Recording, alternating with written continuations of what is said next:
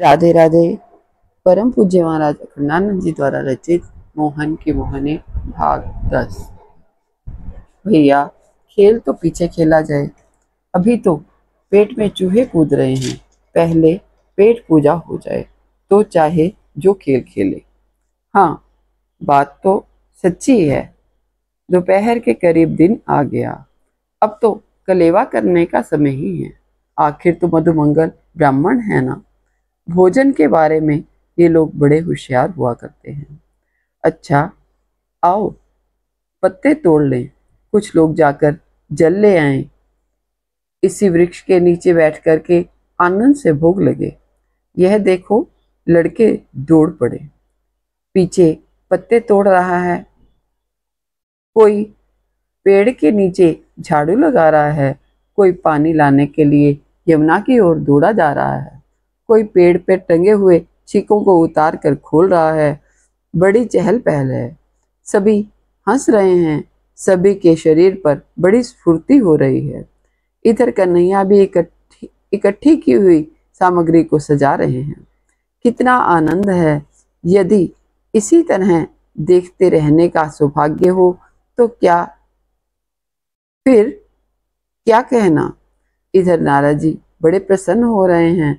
अपने साक्षी से जो कुछ कह रहे हैं वह सुनने ही लायक है। आज कितने सौभाग्य का दिन है कि भगवान का साक्षात प्रसाद प्राप्त होगा। नारद जी अपने सहयोगी के साथ कह रहे हैं कि आज बड़े सौभाग्य की बात है, हमें भी भगवान का प्रसाद प्राप्त होगा, जो ब्रह्मा, लक्ष्मी आदि बड़े बड़े महापुरुषों को भी दुर्लभ है। वही प्रसाद हम बड़ी प्रसन्नता से साथ पाएंगे।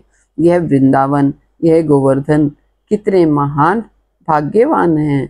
इनके सौभाग्य का क्या कहना। ये अपने झरनों के जल, अपने वृक्षों के पत्ते, फूल, फल, छाया दान करके अपनी जीवन सफल कर रहे हैं। भगवान इनकी झुरमुटों में, कंदराओं में छिपकर खेलते हैं। वर्षा से, घाम से बचने के लिए इनके अंदर बैठते हैं। इनके कंदमूल खाते हैं। नहीं देखते नहीं घर से कितने व्यंजन लाए हैं, फिर भी वे ग्वाल बालों से कह रहे हैं, देखो ये टेटी का फल तोड़ लाओ, यह मुझे बहुत अच्छा रुचता है। कई के पत्ते मंगा रहे हैं कि उसकी चटनी बनाओ। यही वृक्षों का सौभाग्य है। वृंदावन की महिमा है। उन भक्तवत्सल की अपार कृपा है।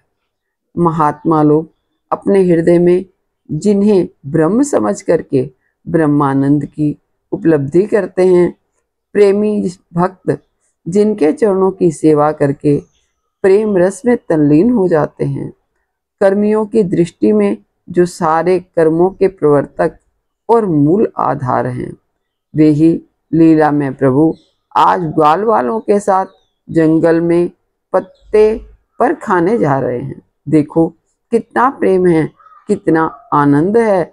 अब पंक्ति बैठने जा रही है। देखो देखो कैसा लोकोत्तर सुंदर है, अवर्णनीय शोभा है। बीच में भगवान श्री कृष्ण बैठे हुए हैं। चारों तरफ गोलाकार मंडल बना करके ग्वाल बाल बैठे हैं। सबका मुख भगवान श्री कृष्ण की ओर है। सब हंस रहे हैं। क्या बात है।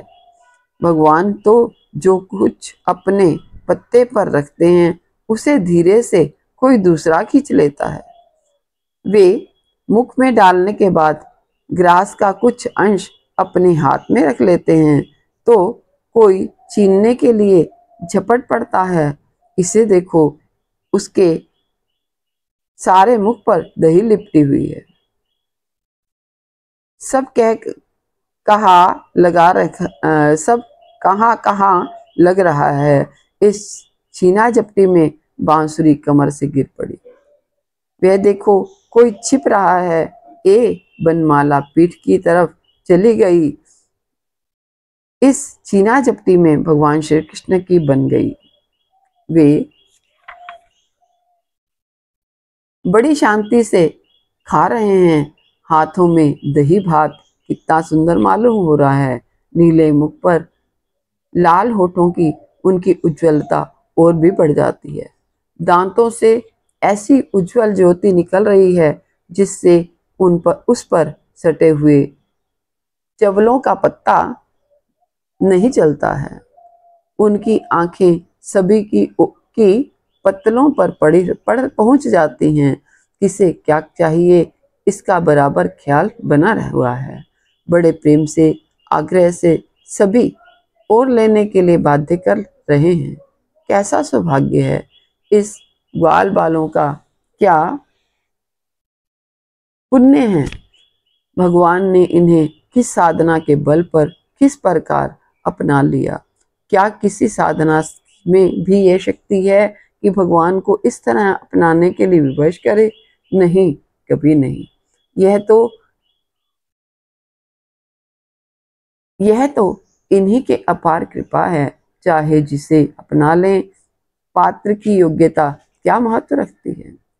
ये जिसे अपना लें वही पात्र हो जाता है। पर हमारे भाग्य भी बहुत कम प्रशंसनीय नहीं है। हमें यह देखने का अवसर मिला, यही क्या कम कृपा है। हाँ, मैं क्या क्या सोचने लगा। यह सब तो खा चुके हाथ धो रहे हैं। श्री दामा क्या कह रहा है कि अब खेल शुरू हो। सभी उछलते हुए से मालूम पड़ते हैं। मधुमंगल की बुरी दशा हो रही है। पेट निकल आया। कुछ कहता है, ए भैया, अब तो मैं सोऊंगा।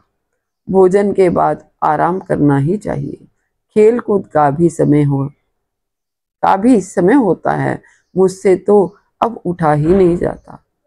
सब एक स्वर में कह रहे हैं, नहीं, हम तो खेलेंगे, अवश्य खेलेंगे। दिन में आलसी सोते हैं, बच्चे भी कहीं सोते हैं। हमारा तो खेल कूद का ही समय है।